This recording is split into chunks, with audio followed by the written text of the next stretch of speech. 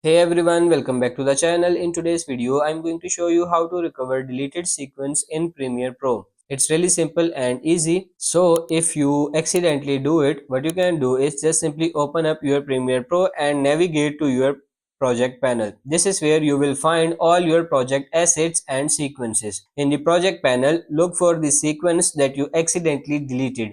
It should be listed there among your other project files. Once you have located the sequence, simply double click on it to open it.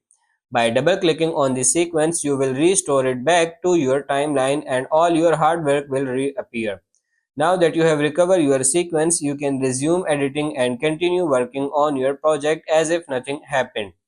And if you can't find it here, you can just simply tap on the search bar and just simply search for SEQ sequence, and there you go. Just double click on it and again you can see your sequence is back in timeline. So that's pretty much it for this video. That's how to recover deleted sequence in Premiere Pro. I hope this video was helpful. If it is, like it and subscribe to the channel. Thank you.